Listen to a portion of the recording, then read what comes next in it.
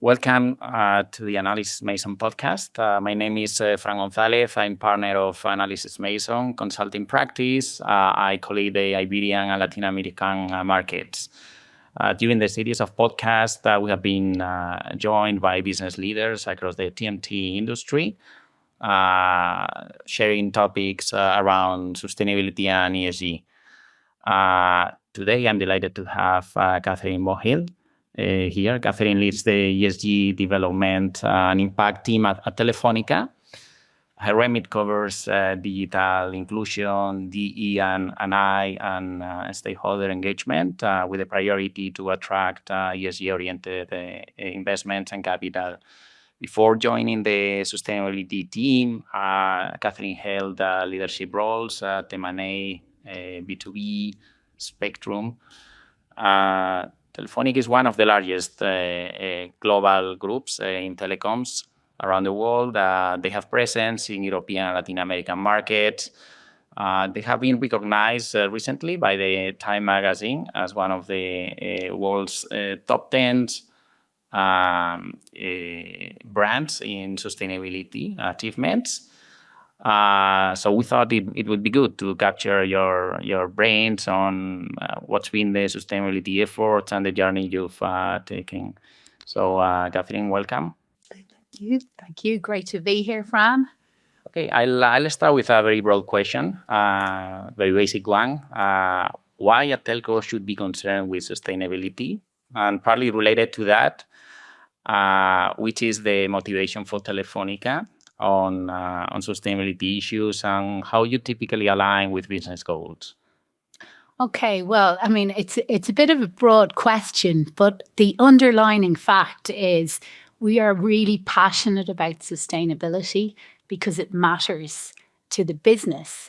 And, sometimes I get a little bit frustrated because people kind of mix up sustainability and ESG with corporate social responsibility. And I think, it's really important to know this isn't about doing a fun run or getting your employees to do fun runs. Don't get me wrong. I love fun runs, and in Telefónica we do them. But this is about integrating value through ESG pillars into the business. And let me give you some examples. The first one is, digitalization is key to help all the economy, every sector decarbonize. If you think smart agro, if you think working from home, if you think smart manufacturing, well, these are ways that telecoms and digitalization can help other industries reduce their carbon emissions. So it's actually a really exciting topic for telcos because, there's not that many growth opportunities. And I think this is one. And being good at sustainability, especially now with all the economy, all companies trying to setting their net zero targets and arguably taking them on a bit more seriously, they will see that digitalization is key to achieving their net zero targets. So it's a really exciting time for telcos. And what I want you to remember is that sustainability is good for the business. And, even if we look at below the revenue line in profitability, we've seen that sustainability can find efficiencies, can be a source of reducing your costs. For example, with the energy crisis a few years back, a lot of people suffered with incrementing OPEX. But, many telcos and certainly Telefónica was sheltered because we'd signed long-term PPAs years in advance. So it is totally key to the business. It's part of the strategic plan, and it really shouldn't be looked in any other manner. Yeah, that's great. It shows great commitment. I'm very keen on understanding which have been the main milestones in this successful journey. Well, I mean, there's nothing like starting early. And in Telefónica, we were looking at this 20 years ago. So, there's nothing like getting head start as a head start. But I think the real game changer came in 2019 when we started to link all employees' bonuses with ESG variables. So that really, put people, their skin in the game. And I think despite all of this horrible climate tragedies that we're seeing every day, there's still a lot of people who don't believe you know who you are. But the best thing for them is, everybody says it's about using the carrot, not the stick. I'm totally old school. I think you need both. And I think when you integrate ESG variables and, make it influence in people's take-home pay, then everybody is on board. Now, certainly the carrot has a role too, because if you want lasting change and if you want your employees to be emotionally involved, you need to give training, awareness campaigns, and we do that. We have an ESG academy. So I think it's about the carrot and the stick. And another great thing, I think, which was a game changer, was when we started issuing sustainable instruments in the debt market. And that was 2019. 2019 was a vintage year, great year for Telefónica. But because of the ESG variables, but also because it was the first year we issued the first green bond, which was the first in the sector, pioneers there. And that really got everybody in the company to see that by linking your debt to sustainability indicators, you are monetizing your performance. And that was really, really important to get everybody really engaged, And now just over a third of our financing is linked to sustainability indicators. And we have an objective that it'll be at 40% of all our financing will be linked to sustainability indicators by 2026. Well, that's very interesting because you've been talking about lots of indicators and incentives. I'm curious to know how you typically measure results and how do you report to the industry, to internal and external stakeholders. Okay, so being accountable is critical. And with regards to our targets, we set targets, as I mentioned before, associated with every employee who receives a variable payment in Telefónica has those variable payments associated with the ESG, and that's critical. But also, it's not just the targets; it's the roadmap. It's the action plan associated. And for example, our climate action plan, which we publish and we have a look every single year, make sure it's up to date, and publish it in a very transparent way. And we'll definitely hang it on to the end of this podcast so anybody can have a look at it. But the climate action plan is really important because it maps out the roadmap, because it's really easy to say 2040 we're going to be net zero. I mightn't even be here, but it's really narrowing down the targets to concrete actions, and that makes a difference. And incidentally, we were first in the sector to be standard-based, our targets to be validated by the Science Based Targets Initiative, and having that roadmap was really key in getting that there, so that that our target has been validated by science-based mechanism, and it's just in the most transparent and clear way possible that we can have. And you ask about reporting, so I'm not sure how much time we have, because reporting is a huge issue, and it's my favorite. Absolutely not. This is a really challenging issue for the whole sector and for the whole economy. And the latest regulation, which is the CSRD, the European regulation, and these are not my words, this is from the Draghi report, The Future of European Competitiveness, that the CSRD is a regulatory burden. And, while we admire and we think it's important that we have regulation, data is important, I think it's just been a little bit intense. And we're kind of need to step back and see, why do we need the data? We need the data to make decisions. We need our stakeholders to be able to have the data. Now, there's about just over 1,000 indicators included in CSRD. Again, the source is the Draghi report. And incidentally, for investors and analysts, we actually have to provide more data because the requirements of the regulator are not sectorial specific yet.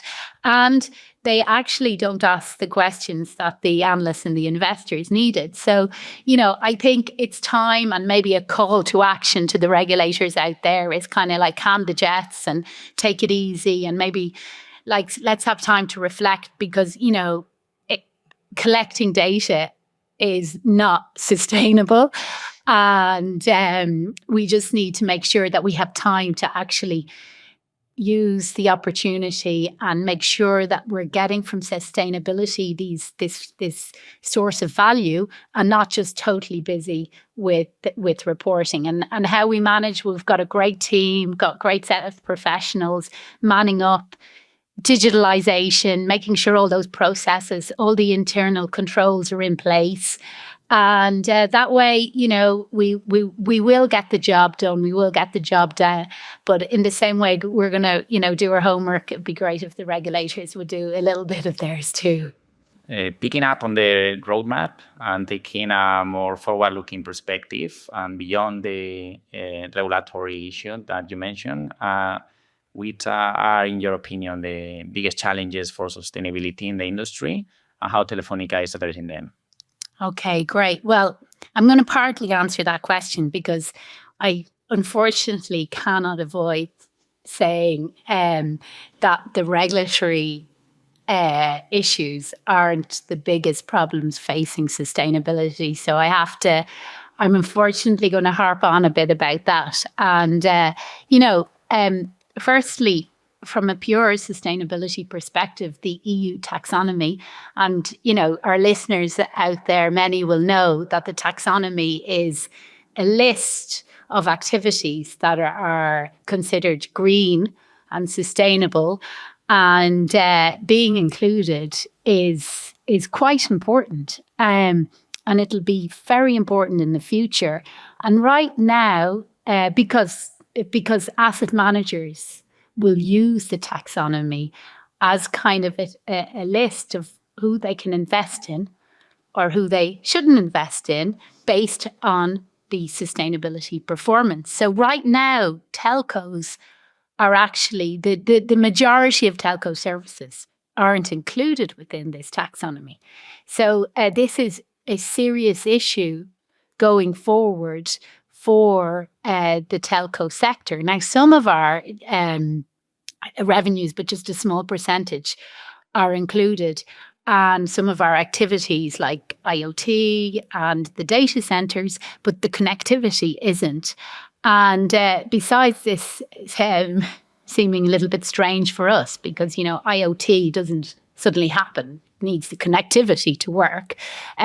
We do think this is a matter of time. And right now, we're not really concerned because most of the economy, it's a work in progress, the EU taxonomy, and most of the economy isn't yet included, less than 10%, according to some investment banks. But in the future, it will, because telcos won't be able to tap into the green financing. And, digitalization is so key in helping realizing, the rest of the sector. I spoke about this before, but the World Economic Forum estimates that 15% of the objectives for 2030 can be realized with digitalization. So we think it's just a matter of time, and I'm cautiously optimistic, and we have our wonderful colleagues working and talking to people in Brussels. So I think it will come, but that would be a big challenge if we weren't included in the future. but it's just a question of time. And in terms of the other challenge, I'm afraid, Fran, it's also regulatory. I mean, I think this is the big elephant in the room. And the fact is the kind of over-regulating regulation in our sector is also a challenge for because to build sustainable networks, you need money. And, the big elephant in the room is the lack of consolidation of the market. And you see the difference in competitiveness between the American operators and the European operators, and it's extremely clear with most of the market caps of European telcos very, very low. And it's because there's, the elephant in the room, or the four elephants in the room, because in most countries in Europe, there's four operators, and it's really not conducive to investing. And already in Spain, we're 100% fiber. Fiber is, 85% more efficient than copper. 5G is 90% more efficient than its predecessor. So up to 90% more efficient, depending on how you implement it, of course. But in order to build great, sustainable, modern networks, you need to promote the investment. So I'm afraid the biggest challenges facing us are definitely regulatory. That's good. Maybe changing a little bit the subject into, the industry is very CapEx intensive. It's also very innovative. I would like to understand, in your opinion, what's the role of innovation in helping you change your sustainability profile? Yeah, I think, innovation is critical, and no genius here to say that. But let me try and just give you a couple of examples because it's always really cool to say innovation is important, but why is it important? Well, first of all, the most clear example I've already talked about, it's about the way that our networks, our connectivity is more efficient with fiber and 5G, moving away from legacy technologies. But also, AI, everybody's talking about AI, but AI can do really neat things. And, we've just released a message to the market with regards to Virgin Media O2, and AI is helping us with an agreement with a third party to save £1 million every year through cooling.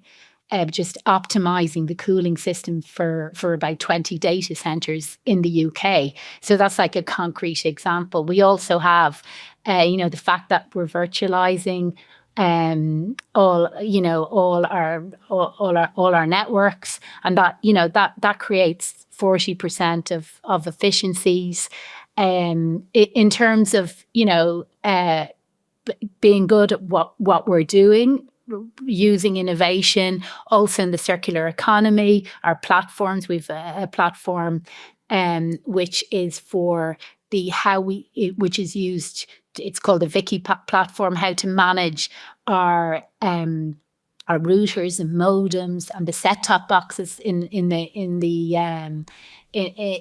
the customer's residence, and we used blockchain technology for that. So it's about using innovation, and one of the sources of innovation is through Telefónica open innovation, and this is where we are completely committed to ensure that venture capital, and what we're doing on the venture capital front is also prioritizing sustainability. We've just recently signed the UN, the Principles of Responsible Investment, the UN PRI, and this means that every company we invest in has to, just have ESG targets, and also it also means that we make these investment decisions based on ESG factors, but also we provide training, because it's not like we say, oh yeah, do sustainability. We appreciate you have to, help these companies along. And then more concretely, we're actually investing in companies like Climate Trade, that their actual core business is sustainability, so innovating is really key. And I can put all that information at the end of the podcast. Oh, perfect. Talking about the broader ecosystem, we would like to know what is the relevance of industry collaboration in achieving sustainability goals.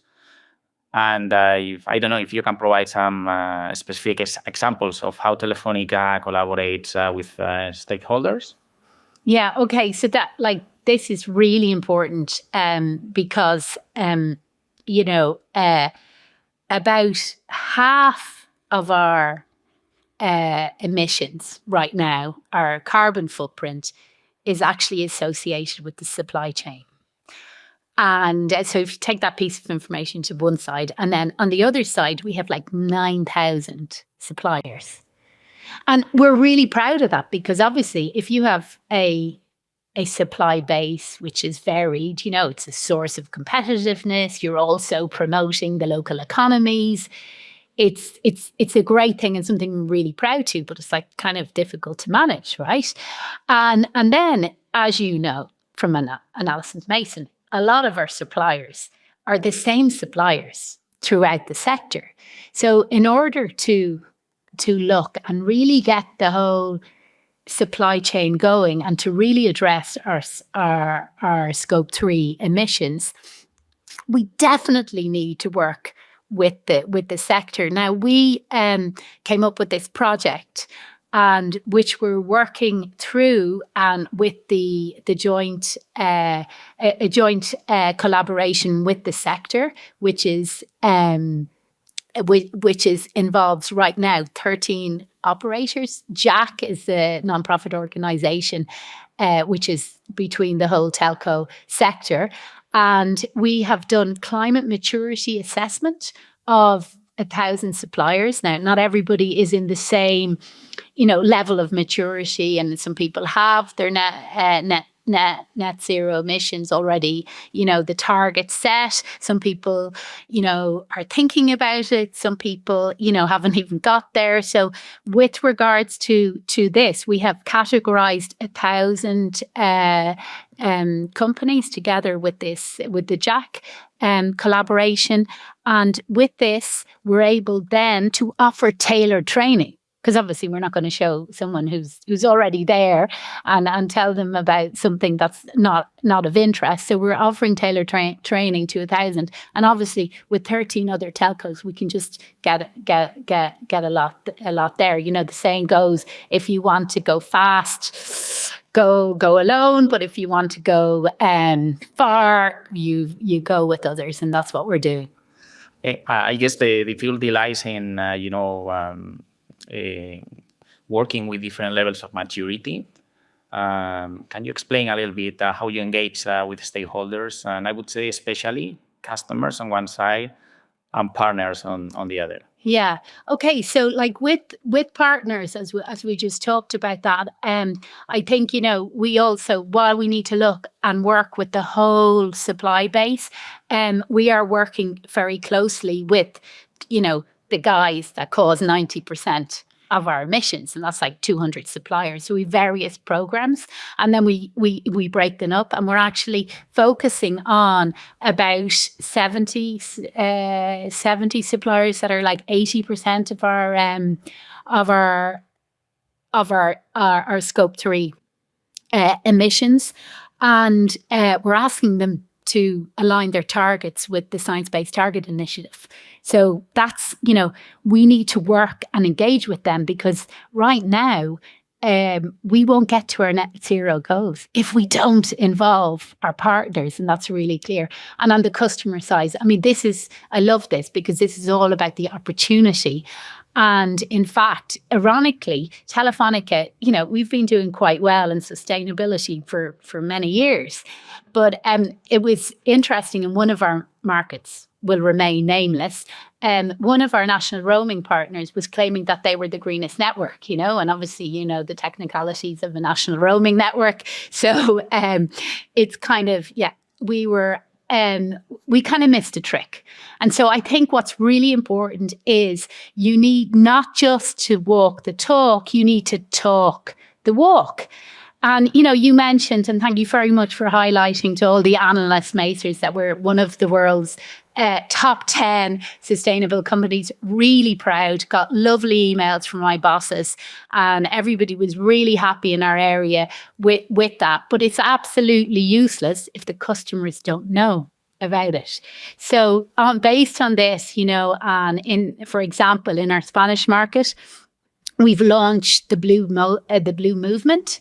Movimiento Azul sounds much better in Spanish, not in my accent, but it's a way to engage customers and show them that how digitalization can make their lives more efficient and more satisfactory and contribute to decarbonisation, and, you know, includes things like the responsible use of technology.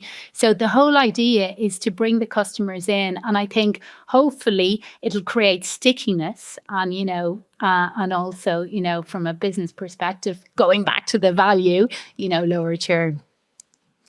Listening to your passion, how you explain all these things, and maybe shifting into more a personal note, if you allow me. I would like to know, you know, what you can tell about the personal journey of embarking into sustainability. What is the piece of advice that you can give to the industry, and which are the lessons learned? Yeah. So, well, I came from M&A to wholesale to Spectrum. So like a, you know, cookie cutter, like classic involvement. So probably not very much to offer there, except that one of the main reasons and why attracted was sustainability was becoming core. You know, as you can imagine, Spectrum is very core, you know, in terms of the radio frequencies. And that, you know, it's a priority for Telefónica. And I think it's always great to work for prioritized areas. And in terms of, you know, what I've seen and lessons, I just think that, interestingly enough, you know yourself working, and we've worked on Spectrum projects together. It's, you know, the one thing about sustainability is everybody's got an opinion, you know, and I think in Spectrum people, you know, really, you know, there's very few people who are passionate. There are about 3.5 gigahertz, but there are. But here everybody has an opinion, and I think one of the most important thing is everybody has to be involved. You know, it's not something about the third floor in the headquarters of Madrid. It involves the 104,000 strong employee base that we have working towards this. And, you know, it's about trying to engage everybody to work on this together. We are approaching the conclusion of the podcast. I would like to hear from you. What is the one key ESG message you would like to give to the audience? Yeah. Well, I promise not to speak about regulators. My message is ESG matters. It really does. For customers, for example, we're seeing our B2B customers, like up to 20% of the questions in an RFP are sustainable questions to prove your sustainability criteria. From an investment point of view, I mean, there's so much money out there. I think everybody right now is kind of looking down at ESG because of the geopolitical and macro situation. But the key thing here, I don't know whether you saw it, there was an article in the Financial Times, and it was who killed ESG. It's really dramatic. And I think about 30 people sent it to me saying, it's, I think no one did. I think it's very much alive. ESG. I think there's estimates that 25% of all the assets under management in the world, so about $30 trillion, is ESG oriented capital. So I think there's a huge opportunity for telcos to tap in to that base. And you see, because without digitalization, Fran, there is simply no green transition. So I think ESG matters, and telco matters to ESG. Thank you. Thank you very much, Kathy. I really enjoyed the conversation. Thanks for your insights, and congrats again for your achievement. Yeah, well, it's a group achievement and a team achievement for all at Telefónica. Thank you. Thank you.